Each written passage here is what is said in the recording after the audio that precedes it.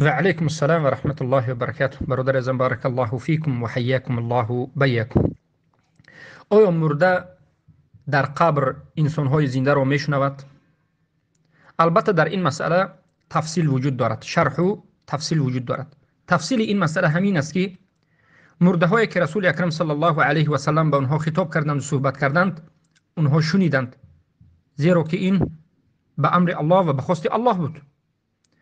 و امروزه مرده هایی که هست از مسلمان ها سلامی که انسان ها در حالتی به قبرستان در آمدن میدهد میشنود، سلام انسان ها را مرده ها میشنود، چلی که در این مسئله حدیثی آمده است. اما در غیر این هیچگاه مرده ها همه سخن ها را نمیشنود. دلیل به این چی است؟ الله سبحانه و تعالی در قرآن عظیم الشان میگه انک لا تسمع الموتى، حرائنا به درستی که همانا که رسول الله تو مرده ها را شنوانیده نمیتوانی. و ما انت بمسمع من فی القبور، تو شنواننده یعنی کسانی که در قبرستان هستند نیستی.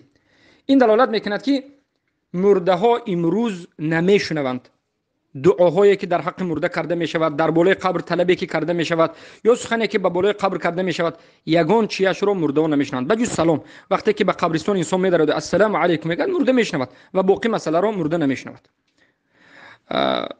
اگر کسی بیاره بگوید که پیامبر صلی الله علیه و آله به مرده ها صحبت کردند، این خاص پیامبر صلی الله علیه و سلم بود. چه که گفتیم این به اجازه الله به خاص پیامبر صلی الله علیه و سلم بود که در جنگ بدر بعد از بدر به بالای این مرده ها رفتند و صحبت کردند و به عمر ابن خطاب گفتند که اینها بینوت خوب، یعنی مرده ها شنید.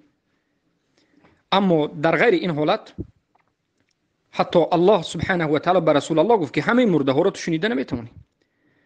پس مذهب اهل سنت و الجماعت همین است که مرده ها نمیشنوند به جز سلام را. بارک الله فیکم.